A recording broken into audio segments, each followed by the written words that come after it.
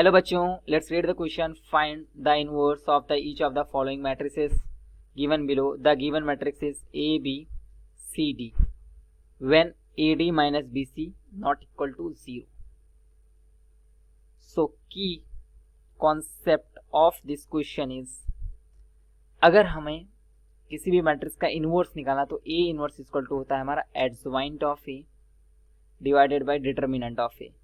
यानी कि adjoint of ए हमारा क्या होता है, मैट्रिक्स ए का जितने भी कोफैक्टर्स उसकी मैट्रिक्स का ट्रांसपोज जो होता है वो हमारा एडजॉइंट ऑफ ए होता है.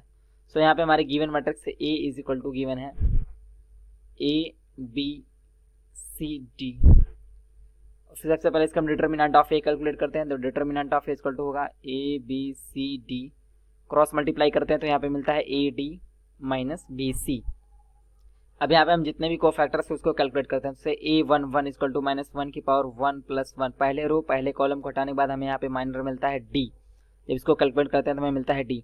फिर यहाँ से ए वन टू माइनस वन की पावर वन प्लस टू, यानी कि पहले रो और दूसरे कॉलम को हटाने के बाद यहाँ पे हमें मिलता है सी.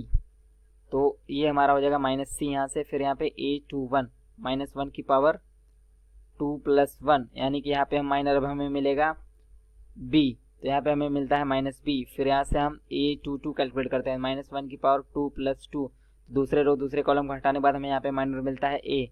जब इसको हम कैलकुलेट करते हैं तो हमें मिलता है ए. फिर यहाँ से हम यहाँ पे लिख सकते हैं कि adjoint of A equal to हमारा सभी को फैक्टर सभी हमने कैलकुलेट कर रखा है, जो कि हमारा कुछ इस तरीके से है D minus C minus B A, D minus C minus B and A. इसका ट्रांसपोज करेंगे तो हमें कुछ इस तरीके से मिलेगा D minus B minus C and A. तो ये हमारा एडजॉइंट ऑफ ए हो गया. अब हम यहाँ से ए इनवर्स लिखेंगे. ए इनवर्स में वन बाई डिटर्मिनेंट यानी कि A D minus B C, और यहाँ इनटू में एडजॉइंट ऑफ ए यानी D minus B minus C and A. तो ये हमारा हो जाएगा A inverse. Hope you understood it well. Best of luck.